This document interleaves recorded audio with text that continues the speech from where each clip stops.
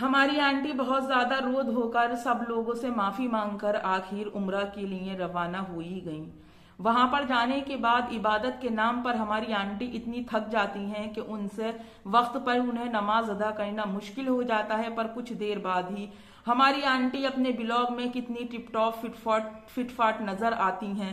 पर आंटी, आपने जो हरकत वहां जाकर की है वो वाकई एक मुसलमान के लिए काबिल शर्म की बात है, काबिल गैरत की बात है, बेहाई की बात है।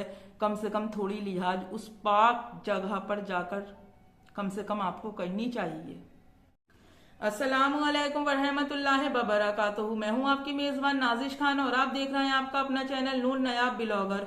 मुझे पता है कि मेरी वीडियो देखने के बाद कुछ लोगों के हैं बहुत ज्यादा मिर्चियां लगेंगी और कुछ लोगों को जलन हसद भी पैदा होगा।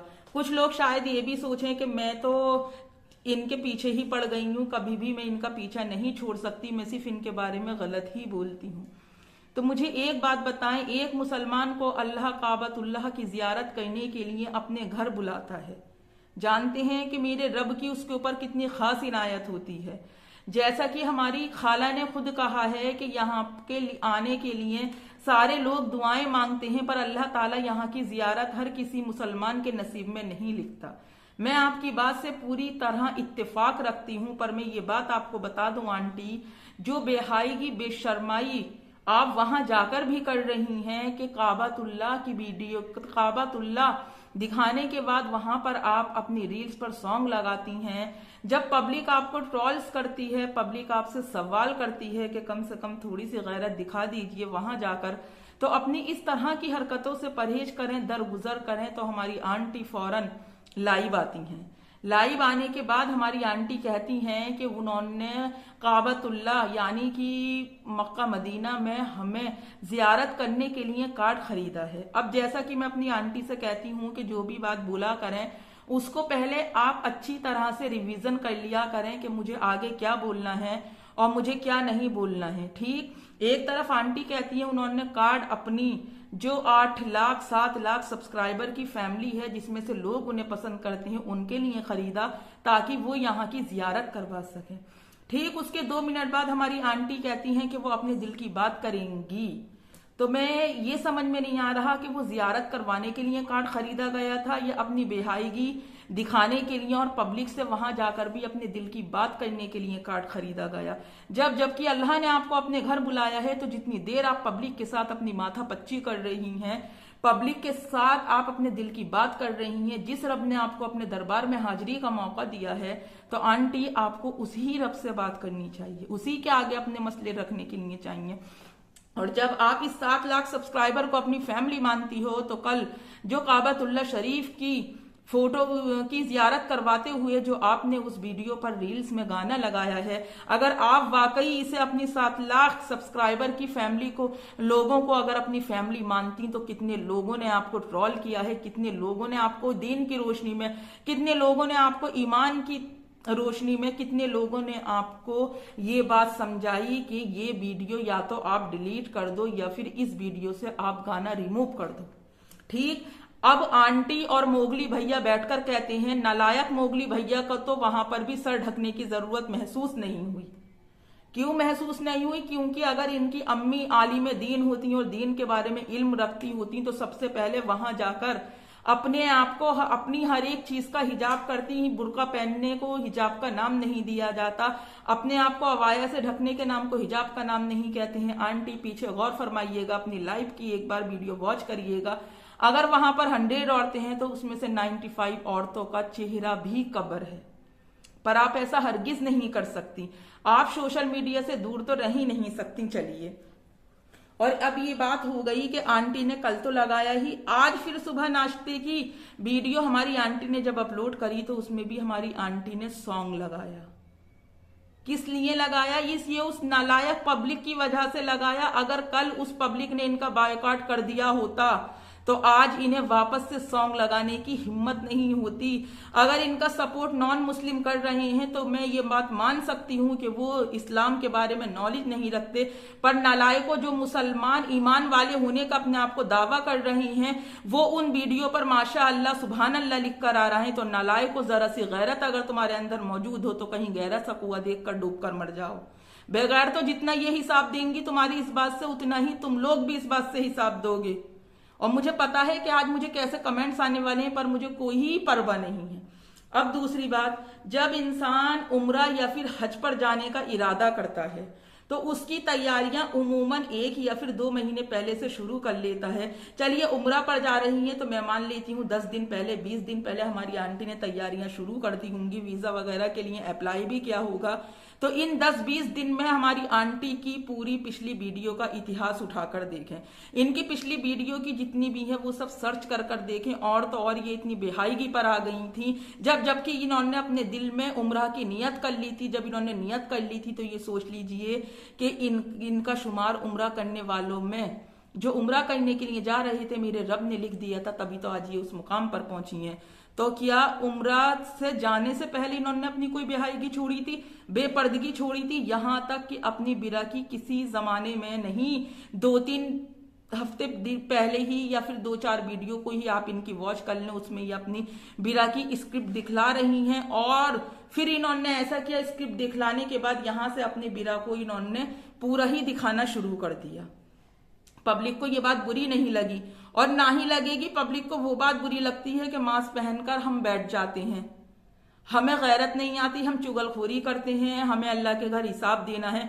तो नालायकों, ये सोचो कि तुम्हें कितना हिसाब देना है। क्यों? क्योंकि तुम गलत में बराबर के हिस्सेदार हो, बराबर के शरीक हो। अब हमारी आंटी कहती हैं, जब आंटी आपने उम्रा का इरादा कर ही लिया था तो फिर आंटी मुझे एक बात ये बताएं, फिर आपने अपनी ये बेपर्दगियां क्यों खत्म नहीं की? क्यों रोडों पर नाचना बंद नहीं किया? क्यों सोशल मीडिया से दूरी इख्तियार नहीं की? आंटी, ये सोशल मीडिया जो भी है, आप कहती हैं ना अल्लाह मुझे हयाती दे, तो ये सोशल मीडिया सिर्फ 4 दिन के लिए है। आपको अपने हकीकी रब, हकीकी माबूद के साथ रहना है। और आपने वाकई सही कहा कि आप बहुत खुशकिस्मत हैं। और जो कह रहे हैं ना कि उन्हें अल्लाह ने वहां बुलाया है, तो मैं उनके लिए एक बात क्लियर कर दूं, बेशक मेरे रब ने उन्हें वहां बुलाया है, पर वहां भी अल्लाह ने उन्हें हिदायत नहीं दी। अगर मेरा रब उनके हिस्से हिदायत लिखता तो वो हरगिज भी काबतुल्लाह की जियारत करवाते हुए गाने की वीडियो नहीं लगाती। जब पब्लिक ने इस पर भी ट्रोल करना शुरू किया तो देखिए क्या हुआ, किसकी कमजोरी से हुआ? ये आप लोगों की कमजोरी से हुआ। देखिए रेहान पुणेकर ने, मैं अपने उस भाई को सलाम करती हूं कि उसने कैसे सामने से आकर फुग्गे वाली की जो वाट लगाई है, तो वो काबिल तारीफ बात है। क्यों? क्योंकि उनके दिल में ईमान की रोशनी मौजूद है। उन्हें बुरी लगी जिस तरह से इस्लाम को इस औरत ने वहां जाकर भी बदनाम किया, इस बात को अपने जहन में रखते हुए उन्हें इस बात को बुरा लगा कि इन्हें अल्लाह इतना बड़ा बादशाह है कि मेरे रब की कुदरत हर शय पर है। पर ये औरत वहां जाकर भी अपनी गंदगी फैलाए बगैर बाज नहीं आई। ये औरत कहती है कि मैंने अयूब की शराब छुड़ाई, ये औरत कहती है मैंने उसकी हर गंदी हरकत को छुड़ाया, मैंने उसके चेहरे पर सुन्नत रखवाई, मैंने उसे इस्लाम के तौर तरीके सिखाए। तो जो औरत आलिम, जो इंसान खुद आलिम दीन होता है, लोगों को नसीहत करता है, तो वो तो खुद इस्लाम को बहुत ज्यादा फॉलो करता है। फिर ये कैसी आलिम दीन पर चलने वाली हैं, कैसी इस्लाम को फॉलो करने वाली हैं कि कम से कम यहाँ ये हिजाब नहीं लेती हैं, यहाँ ये अपने फेस को कवर नहीं करती हैं, तो बोलती हैं कि मेरा बिजनेस ऐसा है, मेरी मजबूरी है, मैं हिजाब नहीं ले सकती। पर वहां जाने के बाद तो ये हिजाब ले सकती थी, अपने चेहरे को कवर कर सकती थी या फिर नहीं कर सकती थी। वहां तो कोई बिजनेस नहीं था, वहां किसी के साथ कोई एग्रीमेंट नहीं हुआ था, वहां किसी को नहीं दिखाना था। जब ये उम्रा के लिए जा रही थी तो मेरे दिल में कहीं ना कहीं ये बात थी कि हो सकता है उम्रा से आने के बाद ये अपनी जिंदगी का निजाम बदल दें, ये अपनी जिंदगी वाकई उसी दायरे में लेकर चलें जिस दायरे में मेरे रब ने औरत को रहने का हुक्म दिया है। पर कल जो इन्होंने अपनी वीडियो अपलोड की और काबतुल्लाह शरीफ की जियारत में इन्होंने जो सॉन्ग चलाया कि दिल तो बच्चा है, आंटी जब उस 12 गिरे की कब्र में आपको उतारा जाएगा, आपको सब बात पता चल जाएगी कि दुनिया में रहकर दिल बच्चा था या फिर अमाल सच्चे थे, या फिर हमें कब्र के अंदर उतारने के बाद जिस बात का हिसाब देना है मुमकिन नकीरों के सवालात और जवाबात का। तो फिर मैं आपसे ये सवाल करूंगी, क्या वहां पर भी आप कहेंगी कि मेरा दिल तो बच्चा था, मैं कुछ नहीं जानती थी? और मैं तो अल्लाह से डरती ही नहीं थी, मैं तो सिर्फ अल्लाह से मोहब्बत करती थी। कितनी बार मैंने आपको बोला कि आंटी आपके झूठ में आप खुद ही फंस रही हो। ये बात बराबर हो गई। अब सुनिए आंटी की नया पलटवार जो है। टैटू निकाला आंटी ने उम्रा शरीफ की जाने के लिए, नहीं निकाला ना, सिर्फ बाल निकालकर पब्लिक का फिर सी बनाया। अगर इन्हें वाकई इन्हें जरा सी भी हया होती, मैंने बहुत सर्च की, इनकी हर एक वीडियो मैंने देखा, इनके यहाँ पर अभी भी टैटू है, इनके हाथ पर अभी भी टैटू है। मैंने बहुत बहुत बहुत गौर से सर्च किया इस बात को कि ये टैटू निकाल कर गई हैं। और देखिए अगर वाकई इन्हें अल्लाह हिदायत देता तो बाल निकाल सकती हैं नकली, तो ये टैटू भी निकाल सकती हैं। और मोगली तेरा तो वजू भी नहीं हो रहा और तू कहता फिर रहा है कि हमारा उम्रा मुकम्मल हुआ, होता तेरा भी उम्रा मुकम्मल। अगर तू ये पूरी बाँव जो तूने ये पुताई करवा रखी है ना अपनी बाहों पे, अगर इसे सर्फ एक्सल से धोकर जाता तो वाकई तेरा उम्रा भी कबूल होता, साथ में तेरी अम्मा का उम्रा भी कबूल होता। पर बेगैरत तेरी अम्मा दावा तो करती है कि मैं दूसरों को इल्म सिखाती हूँ, सुन्नत रखवाती हूँ, शराब से परहेज करवाती हूँ, नमाज की तरफ रुजू करवाती हूँ। पर मुझे ये बता मोगली, तू कैसा नालायक कि तूने अपनी माँ की बात को नहीं माना। तेरी माँ ने तुझे भी तो सिखाया होगा, सब बात तुझे भी तो बताई होगी, तेरी माँ तुझे भी तो आज दिन वाले रास्ते पर लेकर गई होगी। पर नालायक वहां जाकर भी अपने सर पे टोपी रखने को गवारा नहीं कर रहा। देख अपने पीछे पलट के कितने मेरे मुसलमान भाई जिस वक्त उठकर और जा रहे हैं तो देख उनके सर पर टोपी है।